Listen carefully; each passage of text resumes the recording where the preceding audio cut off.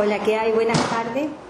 En principio quería daros las gracias a cada uno de los presentes aquí, que algunos casi no los veo porque soy tan bajita. Cada uno de los que estáis aquí, el esfuerzo que habéis hecho en una tarde lluviosa, en una tarde fría, pero que va a merecer la pena de escuchar a ella, y os doy todas las gracias a cada uno de vosotros por la ilusión con la que habéis llegado aquí a este recinto. Es un palacio del siglo XVIII. Y ahora, cuando comience a hablar de cómo han surgido las cosas, entenderéis por qué estamos todos aquí. Así que queda por venir Antonio Saldaña, que de un momento a otro estará aquí, que es concejal del Partido Popular. Gracias a él hemos podido conseguir, y gracias a Dios, este recinto tan espectacular. No podía ser otro, porque es el que se merece ella, entrar en Jerez por las puertas grandes. Gracias. Y ahora lo vais a comprobar cuando empiece a hablar. Y bueno, comentar que también aquí hay una pequeña escritora por la edad. Ella tiene un libro escrito en Amazon, se llama Nerea. Nerea, levántate, cariño, que te vean. Ella y su madre son voluntarias de Punta del Norte, de nuestra asociación, y la verdad que ella también ha sabido plasmar en su libro todas sus vivencias. Una chica tan pequeña, porque es pequeña, y ya con éxito como escritora. Os doy las gracias no solamente a todos los presentes, sino en especial a los ministros de la Iglesia Evangélica, que está aquí. Está Josué, está por supuesto Antonio Bonilla, también a las mujeres que han venido representando la Asociación del Centro Histórico, Luisa, su presidenta, y Pilar, vicepresidenta, a José Antonio Asencio, que vamos de la mano en muchos problemas que hay aquí en Jerez. Él es el presidente de la Asociación Chapín Norte. Y a todos los hermanos y las voluntarias que están aquí presentes, también Noemí Lillo, que Noemí Lillo también es una representante vecinal. También quiero darle las gracias a Manolo Pérez, pastor evangélico del puerto o de Jerez, de donde sea. A mis compañeras Marifé y Pepa, que son las que me ayudan todos los días y me animan todos los días, sus 7 horas correspondientes, y es muy importante. A nuestra hermana Chari Sosa, a los hermanos de Odre, a Chari Ramírez y su esposo Manuel, a todos los que estáis aquí en general. Bueno, pues os quiero dar, aparte de las gracias, os voy a decir que esto es una oportunidad única. ¿Y cómo han surgido las cosas? Voy a ser muy breve, porque el tiempo lo tiene que ocupar ella, que es la protagonista. Sí. Mira, resulta que, bueno, a mí su tío, Antonio Moreno, que es precisamente padre de nuestra hermana Tamara y suegro de Pablo, me llama diciendo que tiene mucha ilusión Séfora por presentar su libro El precio de la libertad aquí en Jerez. Ella es abogada, es una de las primeras abogadas de etnia gitana, y escribe un libro que se llama El precio de la libertad y lo que le costó a algunas mujeres gitanas ser libres. A mí, cuando yo entro en internet y veo el currículum de ella, pues la verdad es que me quedo un poquito impresionada. Al principio, pues bueno, no lo entendía, ya después lo entendí, porque los que estamos en el espíritu al final lo entendemos todo por el espíritu. Entonces, pues nada, aquella noche no dormí, y por la mañana, a las 7:30 de la mañana, pues llamé a Antonio Saldaña y le dije: mira, Antonio, hay una chica que tiene un currículum fantástico, que ha escrito un libro que creo que tenemos que leerlos todos, y bueno, ¿por qué no intentar que se le abran las puertas de la cátedra de flamencología? Y así ha sido, porque Dios la ha querido, porque si alguien cerró las puertas, pues Dios las abre sin levantar el polvo. Y ha entrado en Jerez Séfora por las puertas grandes. Así que, bueno, yo cuando leí la vida de Séfora me impactó bastante, porque con 4 añitos ya sabía leer y escribir. Es hija de una familia de obreros, humilde, dedicado a la venta ambulante, pero también le toca algo al lebrijano. Sí, mi padre es familia de todos los Peñas. Fíjate, entonces me llamó la atención todas las dificultades que ha tenido a lo largo de su vida y cómo ha llegado con su propio trabajo a donde ha llegado, con su propio esfuerzo. Solamente ha tenido obstáculos. Lo que es ayuda, poco. Obstáculos, muchísimos. Por una serie de razones que ella contará.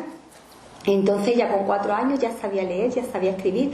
Cogió una beca de adolescente que la llevaba a Inglaterra, pero sus padres se opusieron porque era mujer, porque era pequeña y no podía salir fuera del país y menos a vivir sola.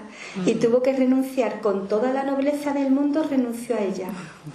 Porque si en algo tengo que destacar a Séfora es por su nobleza, por su integridad. Ha sido una persona que me ha impactado desde el principio. Y más tarde, pues ella comenzó su bachillerato. Su bachillerato empezó a hacer los estudios en la Universidad de Sevilla de abogacía. La tuvo que interrumpir también por una serie de problemas. Y un día, porque el Señor así lo quiso, porque los que somos cristianos siempre miramos con los ojos del Espíritu, pasó un profesor. Un catedrático de Derecho Administrativo. De Derecho Administrativo. Allí en el puerto. Allí en el puerto. Y le animó a volver y a terminar. Sí. Séfora tiene un reconocimiento a nivel pues de toda España. Es una chica que ha recibido premios a todos, pero si algo tiene de valor ella, y gracias a Dios vamos a comprobarlo esta tarde, es su persona, su calidad humana, su sinceridad, su humanidad. Voy a salir llorando. No, que va. La verdad es que de verdad me he quedado impactada con ella. Y bueno, pues aquí la tenéis para que ustedes la disfrutéis todo lo que la podáis animar. Y si podéis pedir el libro, que por Amazon se vende, El precio de la libertad, lo que le costó a las mujeres gitanas conseguir esa libertad, pues aquí la tenéis a ella. Muchas gracias, Chari, gracias.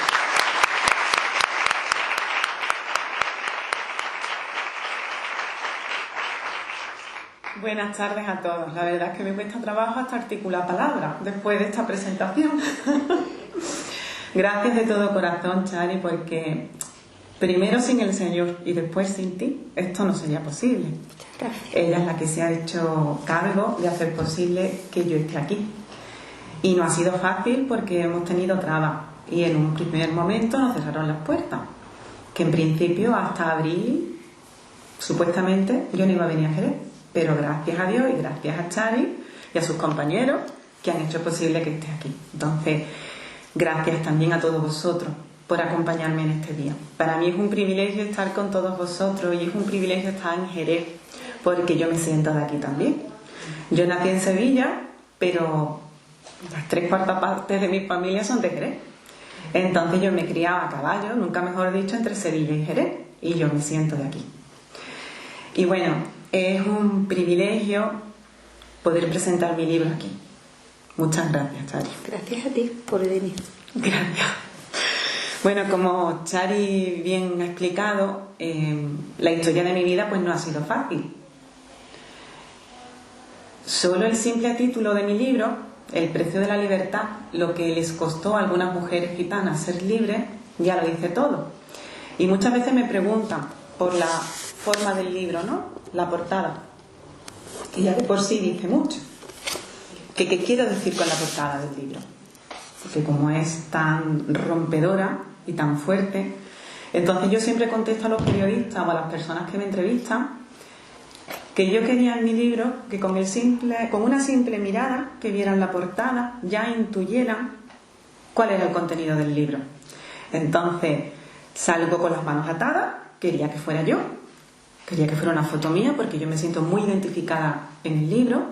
No es autobiográfico, pero hay mucho de mí. No solo porque lo he escrito yo, sino porque cientos de mujeres que han pasado por mi vida y a las que yo he tratado como activista gitana, como abogada, como mediadora social, pues he vivido su sufrimiento, he vivido sus grandezas y sus miserias, y yo quería manifestar con mi imagen para que nadie pudiera sentirse aludido. En cualquier caso, si alguien tuviera que criticar, pues que fuera a mí. Para eso lo he escrito yo. El tono ofensivo y defensivo que muchas veces nos toca tener a las mujeres. Entonces, aparezco con las manos atadas, con una soga grande, pero en posición defensiva. no claudicando, ¿verdad? Y aparezco vestida de rojo y con los labios en rojo, no por una cuestión erotizante ni sexual o sensual, no. Es porque a muchas de las mujeres gitanas lo primero que le prohibían sus maridos cuando se casaban era los tacones y pintarse de rojo. ¿Era así? Entonces yo quería que se viera bien claro y bien fuerte que hasta aquí habíamos llegado y que era el momento de que se trataran ciertos temas que hasta el día de hoy nunca se han tratado. Entonces, como ella bien ha dicho, yo soy abogada, especialista en derecho penal y administrativo, y he llevado durante muchísimos años muchas macrocausas que están relacionadas con el comercio ambulante, ¿no? A lo mejor muchos de vosotros os sonarán de mis batallas en Facebook y eso con muchas administraciones.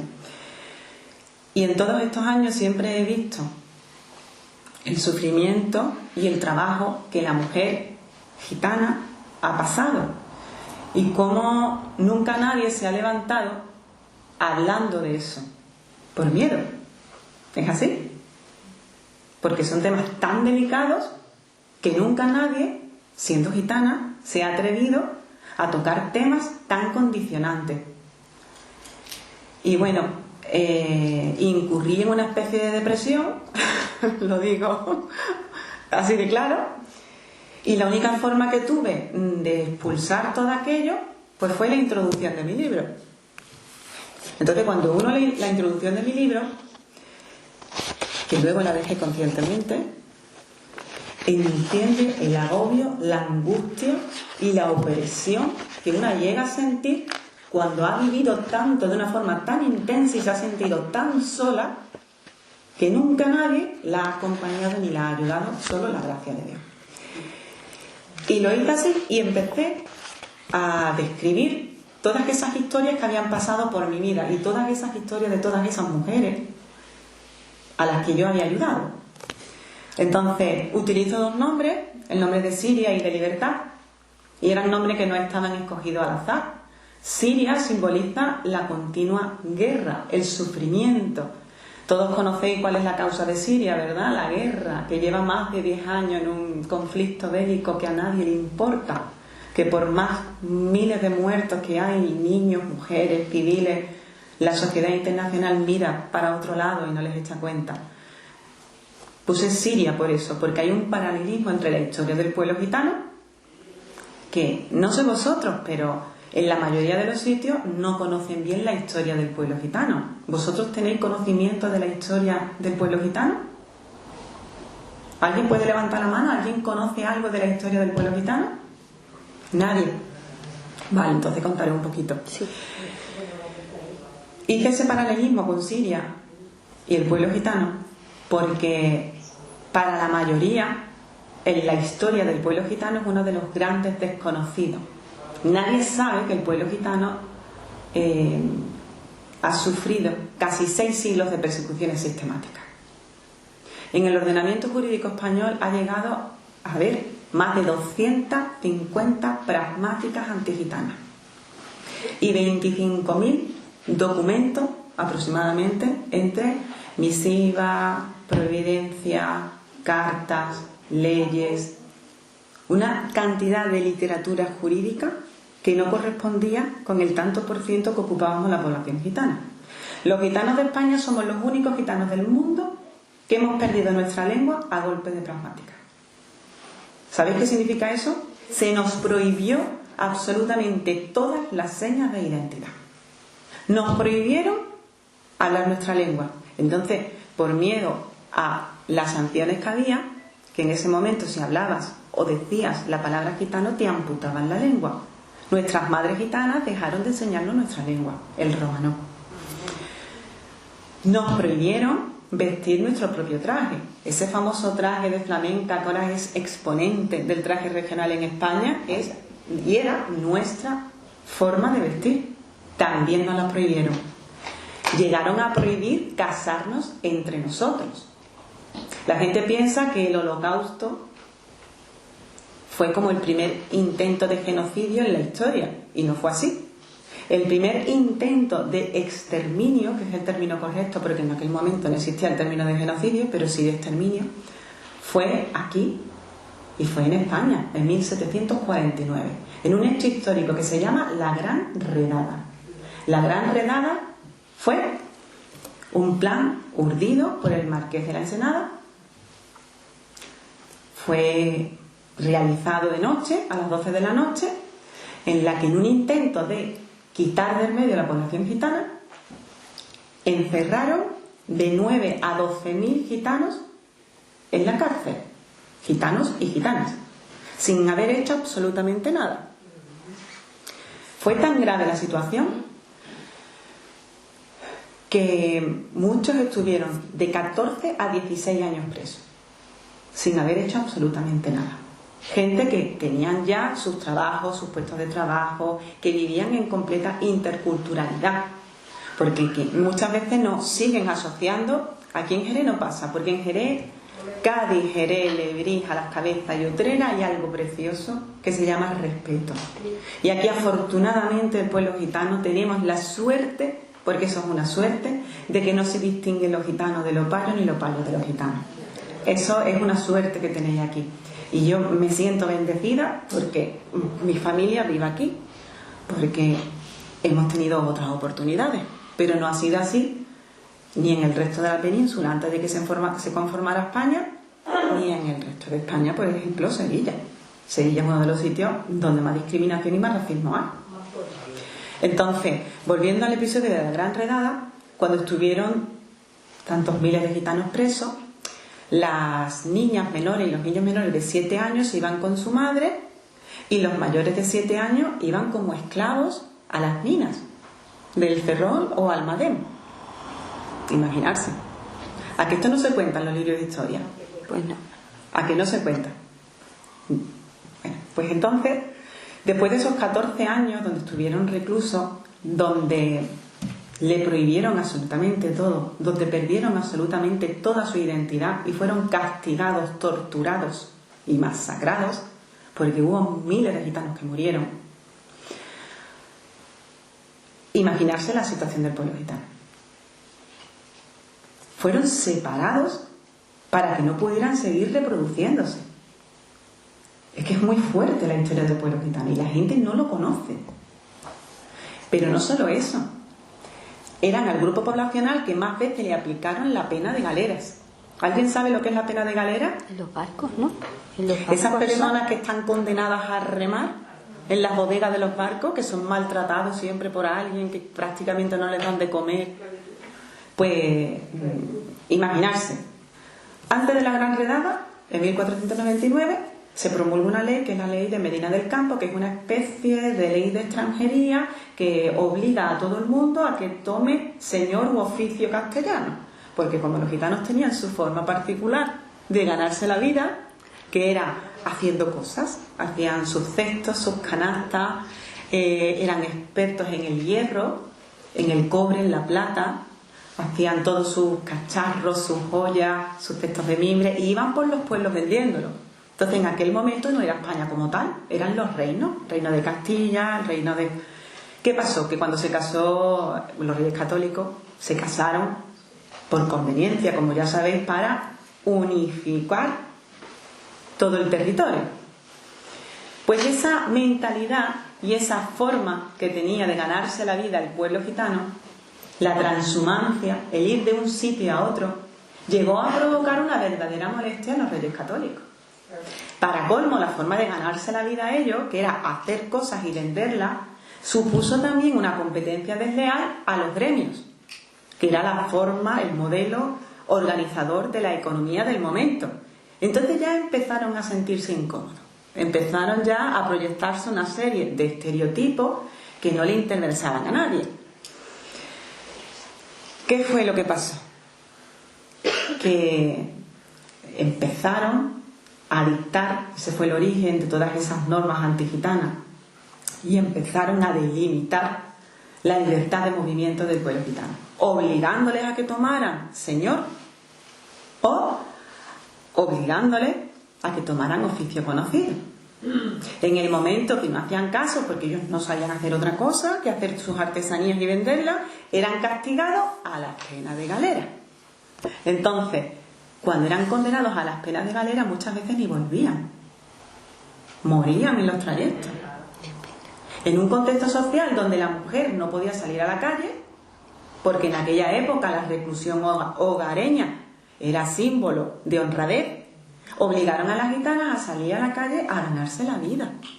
Tenían que darle de comer a sus hijos. Pues si la veían en la calle, también eran encarceladas. Es así. Esos son los antecedentes históricos del pueblo gitano aquí en España. Entonces, todo lo que os estoy contando, os lo cuento, no porque os quiera aburrir, sino porque son los antecedentes históricos que ha provocado que el pueblo gitano tenga un retraso constatado aproximadamente en 30 años. El pueblo gitano tiene un retraso constatado en todos los aspectos, sobre todo económicos, políticos, sociales y culturales. Vuelvo a repetir que aquí en Jerez no se nota, gracias a Dios, pero en el resto de sitios sí es muy notable. Si vas a Madrid te asustas con las diferencias que hay, y si vas a algunos sitios del norte te sorprende.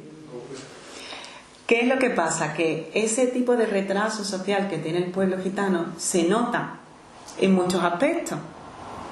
Si hablamos, por ejemplo, del machismo, mucha gente piensa que el pueblo gitano es más machista que el resto de personas. Pues no, mire usted, no es ni más ni menos que el resto de los españoles. ¿Por qué? Porque el machismo es un mal endémico, la violencia de género es un mal endémico, y es un mal endémico que además, por desgracia, azota a toda la sociedad. Lo dicen los datos. De hecho, por desgracia, si veis el número de víctimas que fallecen o que son asesinadas en manos de violencia machista, que hasta día del 8 de noviembre de este mes iban 1.118 mujeres, por desgracia, la mayoría han sido asesinadas por hombres que no son gitanos. Solamente se conocen 5 víctimas de mujeres gitanas que hayan fallecido, hayan sido asesinadas por sus maridos. ¿Qué significa eso? Pues que evidentemente no es ni más ni menos. Estos problemas y esta lacra social está en todo sitio. La diferencia es que la mujer gitana nunca denuncia. Casi nunca denuncia, realmente. Por miedo. Y porque nos han enseñado que denunciar, permitirme la expresión, porque es como se lo enseñan a las niñas y a las mujeres, denunciar es de padre. Entonces eso ha hecho un daño terrible. ¿Por qué? Pues porque ha perpetuado determinadas cosas que no son tradiciones ni costumbres gitanas. Son males endémicos que hay que erradicar de la sociedad. Pero si te enseñan y te educan en la cultura de soportar y de aguantar, una es incapaz de dar el paso. Mi marido es policía nacional y trabaja en la ODAR, en la oficina de denuncia. Pues hace unos días le vino una señora gitana embarazada en un avanzado estado de gestación, y la señora tenía agresiones muy visibles en el rostro, y la señora no quería denunciar porque sabía que tenía que dar a luz, necesitaba que la ayudaran, que le dieran sustento económico, y de ninguna manera iba a denunciar al marido. ¿Qué pasa? Que una prima de ella denunció, porque o denunciaba o la mataba. Es que es así. Entonces, cuando vio, claro, la llevaron a la comisaría, os podéis imaginar lo nerviosas que nos ponemos, ¿no?, en esa situación. Pues si eres gitana todavía más, porque te da pánico la policía en muchos casos. Pues esa señora, cuando vio, mi marido, cuando ve a alguien que es gitano, lo primero que hace es remangarse la camisa, porque él lleva una pulserita muy parecida a la mía, pero más masculina, con la bandera gitana, ¿no? Entonces la muchacha se tranquilizó y le dijo: ¿tú eres gitano? Y él dijo: no, pero mi mujer sí. Así que vamos a hacer una cosa. Yo no voy a escribir nada, no voy a poner nada aquí, pero tú me vas a contar la verdad de lo que ha pasado. Y encima le dice: estás en estado y debe de ser un hijo varón, ¿verdad? Y dice ella: sí, ¿cómo lo sabes? Dice: porque veo que todos los daños los tienes en el rostro. Has debido de protegerte la barriga, ¿verdad? Porque en vuestra cultura los varones son como de mucha estima, ¿no? Entonces la mujer se tranquilizó, se dio cuenta que conocía al pormenor todas las cosas y se abrió con él. Rafa la respetó y en ningún momento tomó nota de nada, porque ella no quería denunciar. Es así. ¿Qué es lo que le pasa muchas veces a la población, sobre todo a las mujeres gitanas? Que nos han educado en ese silencio absoluto, en ese mutismo. Y todo lo que yo había visto, todo lo que yo había vivido y todo lo que yo he sufrido bregando con tanta población gitana, llegó un momento que me cayó como una losa. Y fue cuando yo dije, o escribo o me muero. Literalmente. Vamos a escribir, que uno no se puede morir. Y de esa sensación, de toda esa historia de vida que llevo vivida, valga la redundancia, nació El precio de la libertad. Es una historia real, muy real, porque todo lo que se cuenta son de mujeres que existen en la vida real y otras que ya han fallecido. Solamente es ficticio el hilo conductor que une la secuencia y los nombres de los personajes, porque hay que proteger la identidad de las personas, lógicamente. Pero yo quería que si en algún momento, pues una no sabe lo que le puede pasar, una está aquí hoy, mañana Dios sabe dónde, ¿no?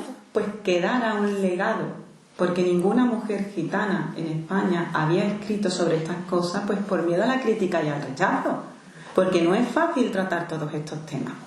Yo hablo de estos temas con el mayor respeto y amor hacia mi cultura, porque si de algo estoy orgullosa es de que soy gitana. Es así. Gracias.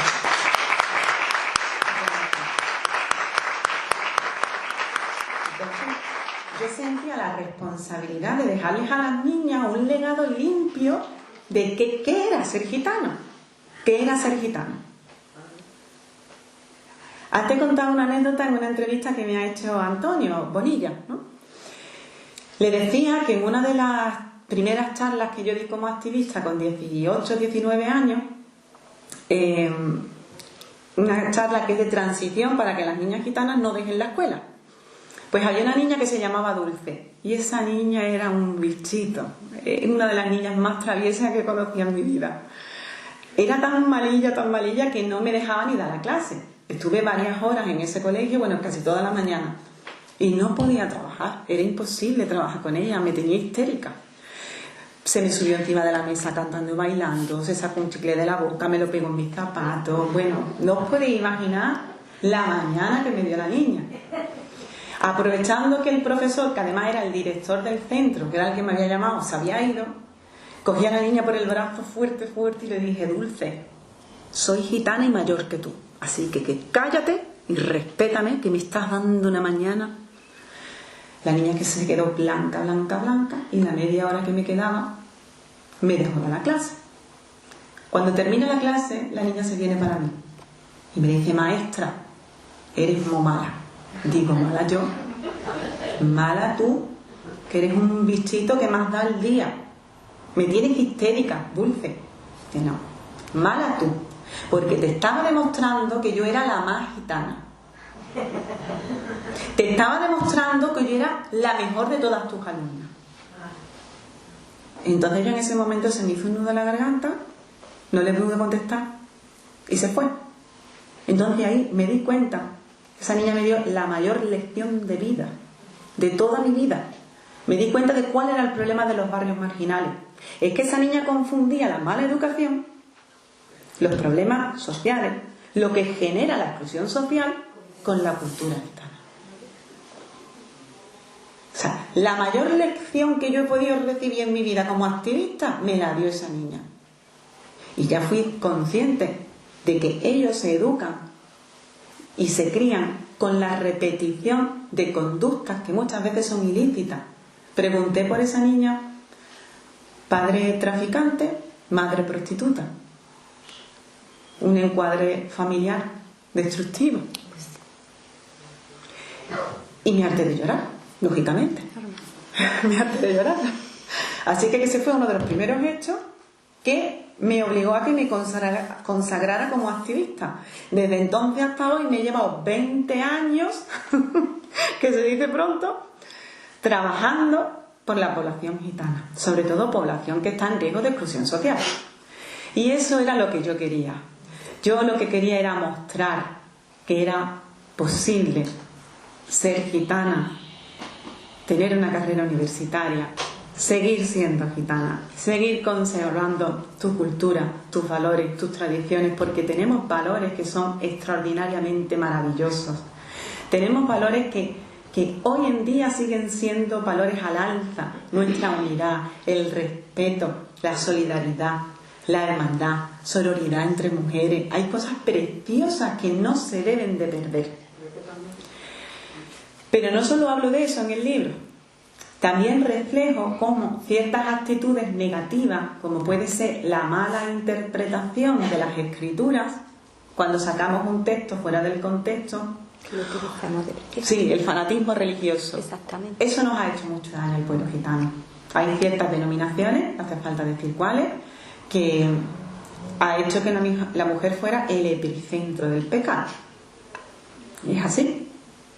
Pero vamos, no solo esas denominaciones. En la historia de la humanidad, todas las religiones han sido machistas y han sometido a la mujer en nombre de Dios. Es así. Es verdad. Es que lo dice la historia. Es verdad. Pero bueno, con los años, los estudios, la formación, los pastores, los curas y muchos de los profesionales que se dedican a estas cosas han aprendido a hacer una interpretación teleológica acorde al contexto histórico y con un equilibrio. Pero si te falta la formación, la interpretación que tú haces de los textos puede ser monstruosa.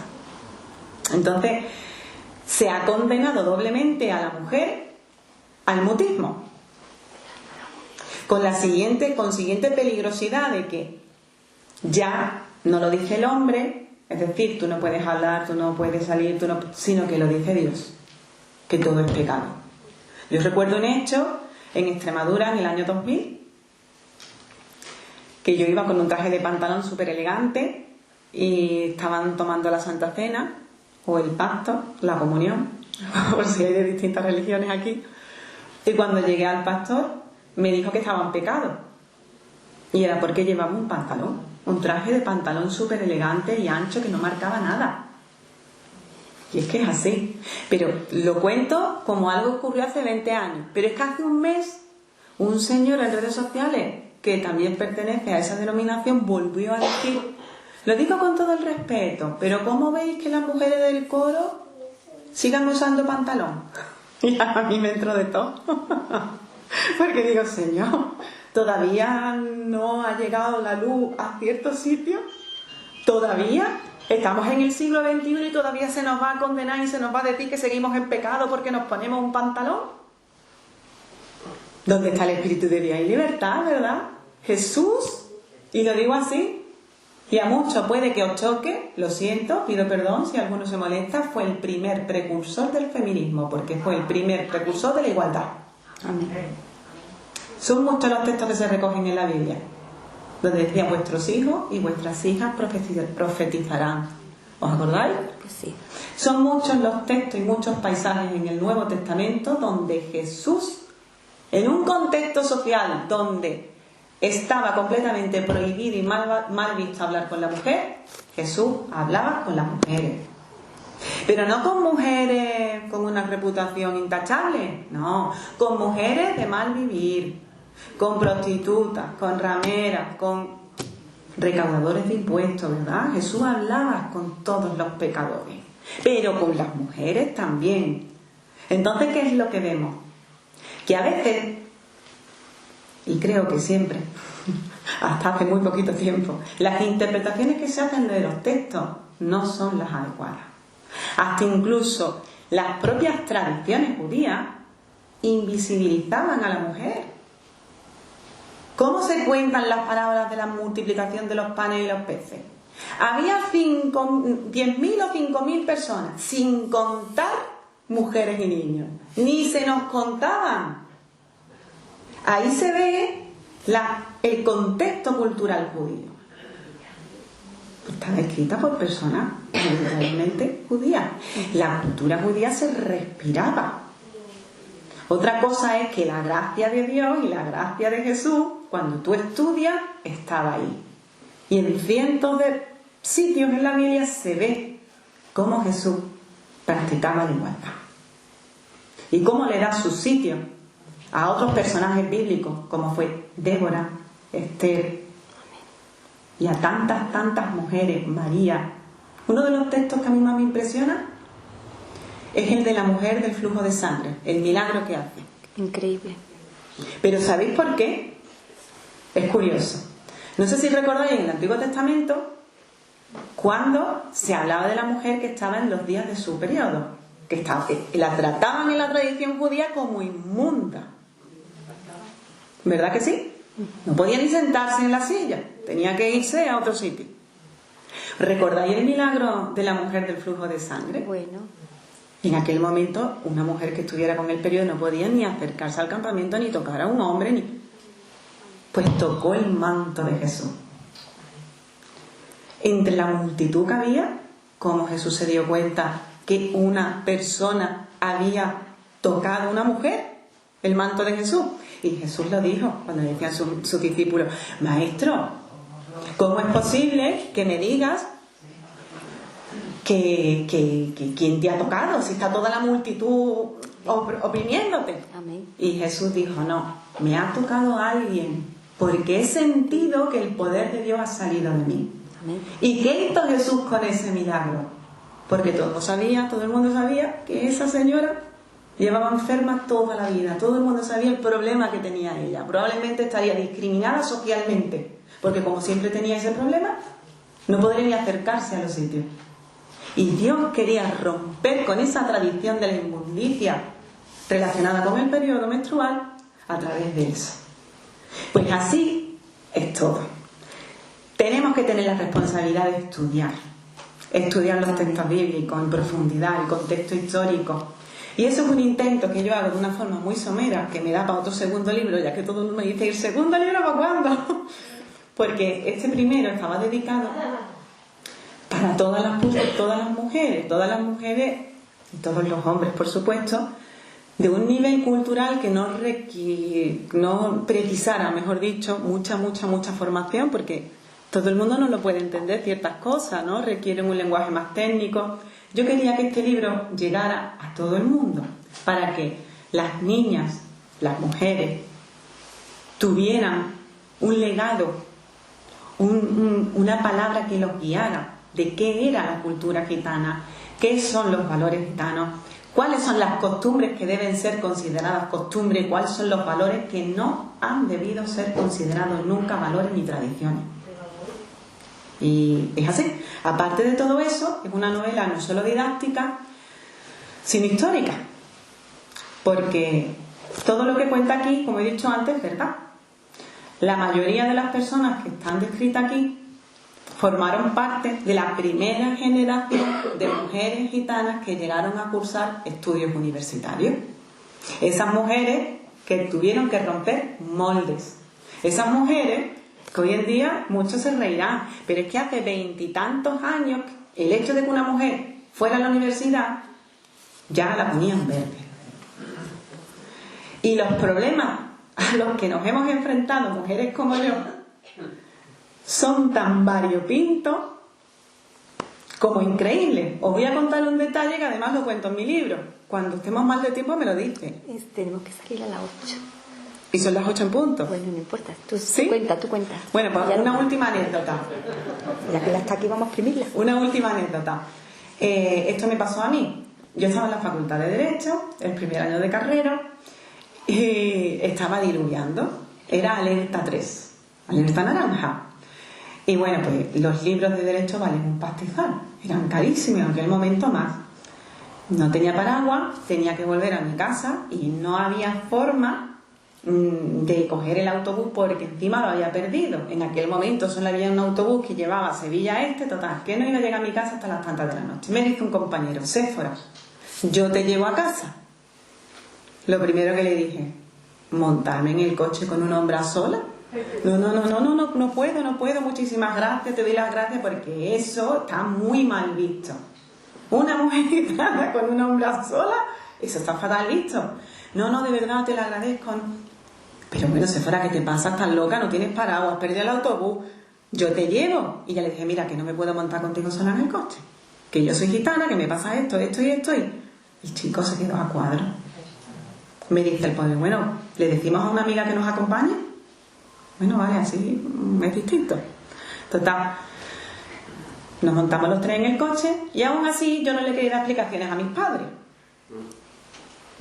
Porque yo no quería tener problemas. Mi tía se ríe, pero es verdad. Pues cuando llegamos a la calle de mi casa le digo, déjame aquí. Mi casa estaba ya a unos 50 o 60 metros. Déjame aquí, que así no me ve mi padre bajarme del coche con estas personas.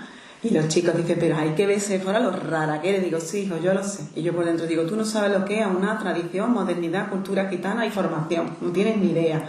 Total, que tengo la mala suerte de que en ese momento deja de llover. Y yo digo, Dios mío, ahora momento yo en mi casa seca. Mi madre se va a dar cuenta que me ha traído alguien en el coche. Total, se va, yo espero a que se vaya, y yo veo un árbol enorme, con una copa enorme, dejo los libros, le pegué un zamarreón al árbol, mira, mi tía se parte, me empapé de agua, cogí mis libros, así intentando que no se me mojaran, llego a la casa, saco el bonobú y lo dejo encima de la casa, de la mesa. Digo, vaya forma de llover hoy, mamá. Y así, una cosa tan tonta que parece una tontería, para nosotras era un verdadero mundo no tener problemas. En aquel momento era un contexto social que nos costaba la vida. Entonces, nada, deciros que no quiero aburriros, que nos tenemos que ir a la 8, que me ha encantado estar aquí con todos vosotros.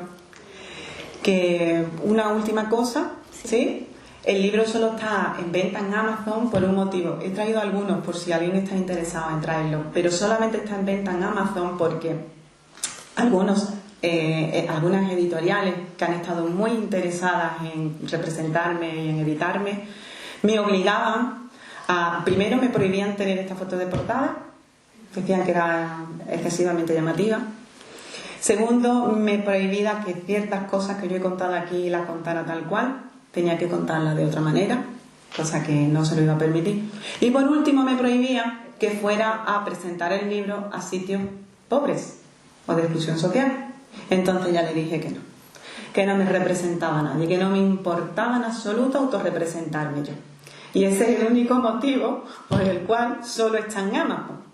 Porque si no, este libro no hubiera llegado ni me permitirían, hubieran estado controlándome completamente, porque cuando uno firma un contrato de representación al final terminan mandando ellos.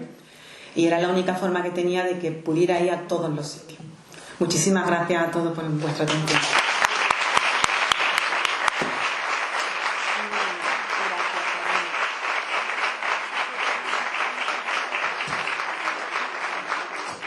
Habéis podido comprobar por vosotros mismos qué tipo de persona es ella. Cualquiera escribe un libro, pero cualquiera no trae el espíritu y el alma que trae ella. La verdad es que necesitamos personas como Séfora para seguir avanzando en nuestra ciudad, en nuestro pueblo. Un ejemplo de integración que tenemos aquí en Jerez. Pero de todas formas, escuchándola a ella y lo poco que he leído todavía del libro, yo creo que cuando leamos el libro nos vamos a encontrar cada una de nosotras, de una manera o de otra. Pero personas como Séfora la necesitamos, y la necesitamos porque también yo vivo como representante vecinal, digamos, situaciones en donde, bueno, hay un machismo en la representación vecinal increíble. Sí. O sea, que estamos en lucha constante en la sociedad. Y lo que más me gustó de ella fue que, independientemente de las vivencias tan fuertes que ha vivido, todo lo hace con dulzura y todo aportando cosas positivas. No es, digamos, un hecho radical, no ha tomado una postura radical, nada. O sea, todo positivo y todo con una dulzura, que la verdad esto es lo que cala en la sociedad. La dulzura y el amor, el que trae Séfora hoy. Así que muchísimas gracias por todo y esperamos traerla otra vez a Jerez en el segundo libro y que podamos escucharlas otra vez y que nos aporte todo lo que nos ha aportado esta noche. Muchas gracias a todos.